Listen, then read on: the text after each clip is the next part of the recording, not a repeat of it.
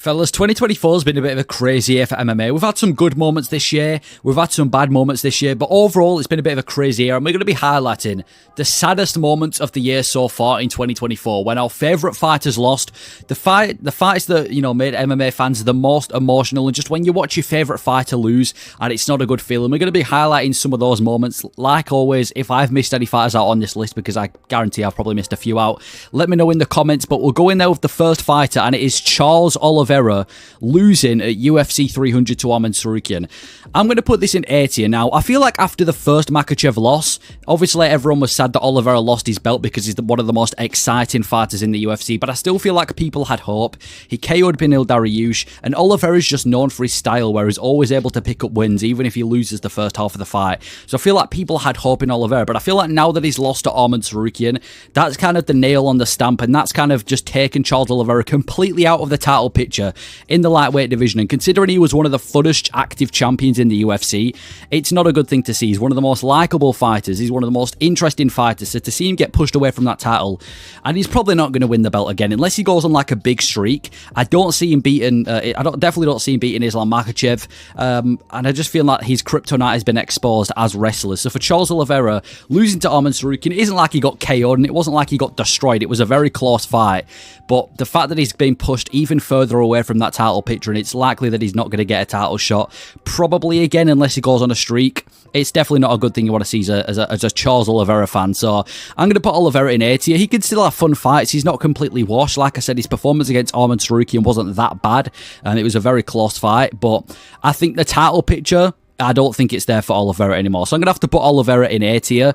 The next fight we've got is another lightweight who Oliveira's faced, Justin Gaethje, losing to Max Holloway. I'm going to put Gaethje in D tier, man. Like, unless you're a Gaethje fan, I don't see how that loss was sad. When Max Holloway slept Justin Gaethje at UFC 300, my initial thoughts wasn't, oh, I'm sad for Justin Gaethje. My initial thoughts was, oh my gosh, this is crazy. This is one of the best moments I've ever witnessed live. And I feel like everyone felt the same thing. That was what you were expecting when you put Gaethje and Holloway against each other. You're expecting violence, and we got one of the greatest knockouts of all time. I don't think any people thought Gaethje was going to go on and have this insane title run either.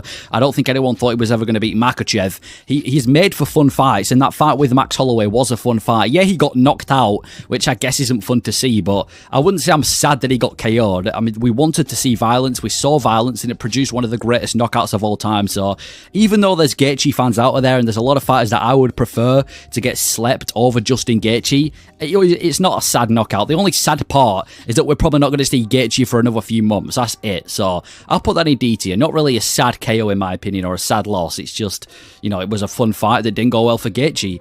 Then we've got Alexander Volkanovski losing to Ilia Topuria. This has got to go in S tier, man. There was nothing better watching Volkanovski's title run. Every single time Volkanovski fought, he would just decimate every featherweight contender. Korean Zombie, Max Holloway, Brian Ortega. No matter who you put him in there against, he's just going to destroy these featherweights. And it was so fun watching Volkanovski just destroy all the featherweights. Then he has that fight in the peak of his career with Makhachev. Then he goes back to destroying featherweights when he fought Yair Rodriguez at UFC 290.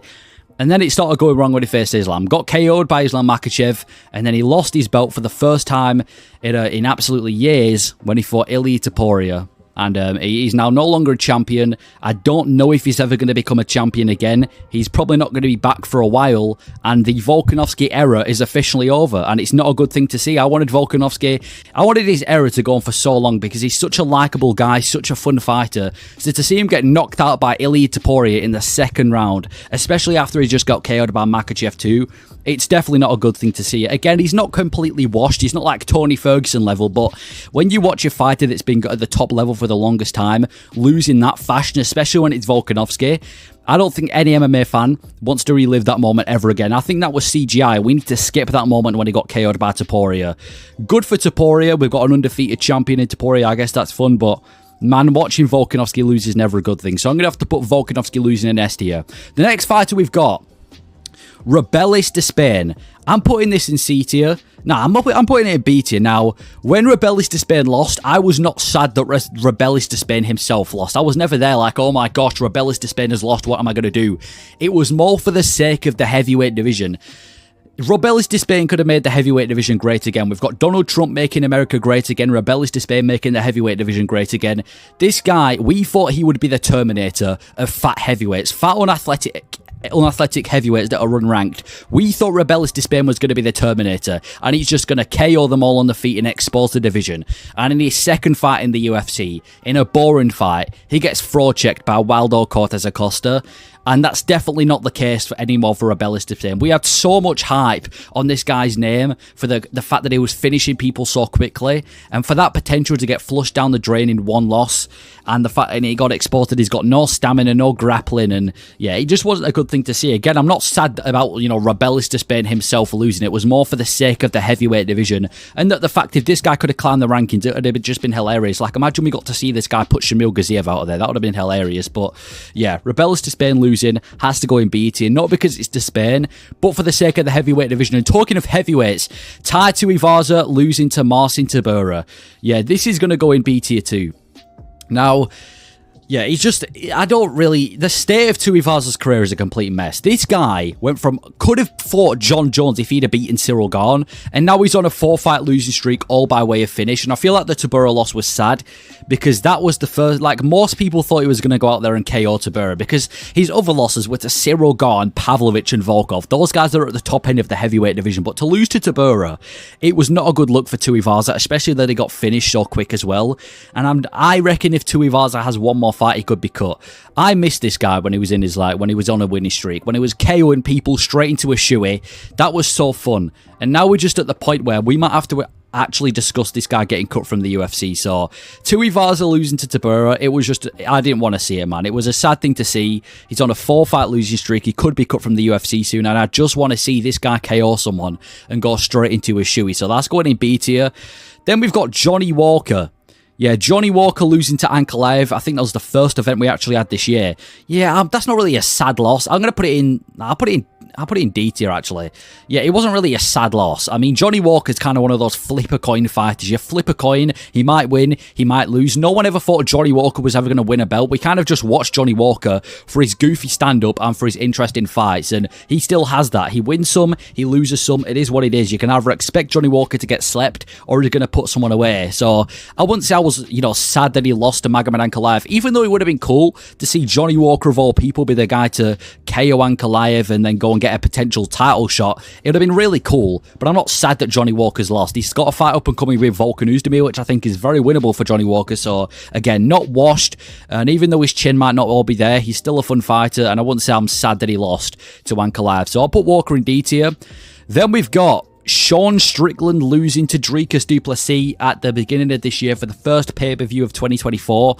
Yeah, again, it wasn't really, it was frustrating. I'll put it in C tier because it was frustrating to see Strickland lose. A lot of fans thought he won that fight, and it was frustrating to see that he lost that fight, and now he's probably not even going to be getting the next title shot.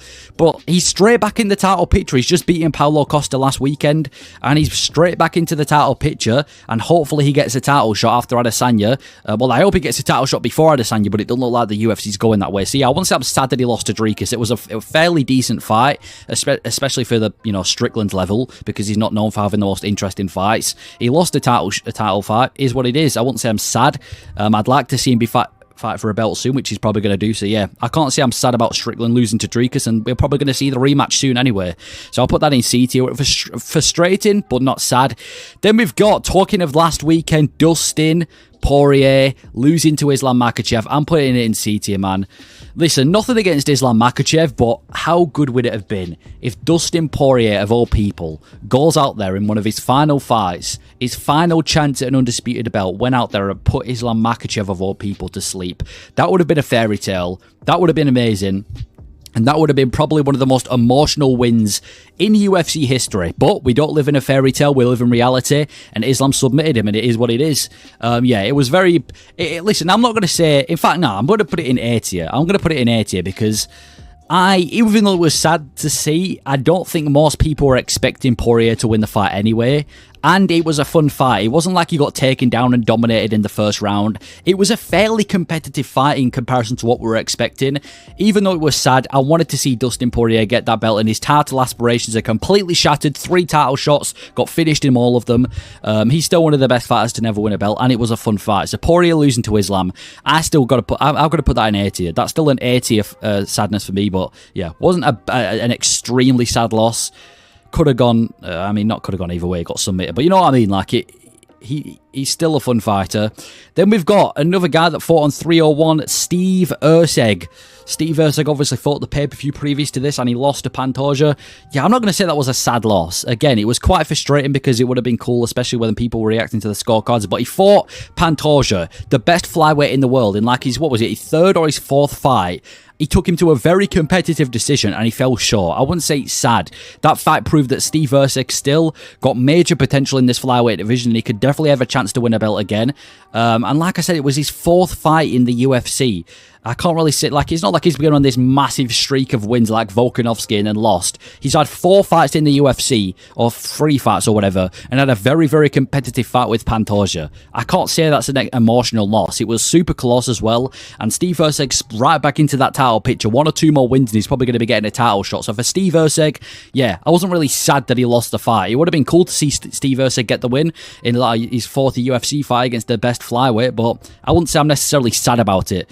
And then we've got Kevin Holland losing to MVP. This is going in a D tier as well. Listen, I understand Kevin Holland is a fan favourite. Everyone loves watching a Kevin Holland fight. He's a kind of a kill or be killed fighter. Either he's letting another up-and-coming prospect or contender beat the shit out of him, or he's the one finishing opponents. So he's a fun fighter, and I can't really say I'm sad that he lost to MVP. It was a fun fight, to be fair. MVP was styling on him, and we've got a brand new contender in the welterweight division in MVP, and I can't wait. Well, I won't say I can't wait, but it's going to be good to see him versus Ian Gary. He's letting a fresh new contender in. And yeah, I can't really say I'm sad about that loss. I was more happy that MVP won than the fact that Holland lost. So even though I guess if you're a Holland fan, you might want to see him succeed, was not a bad loss in any means.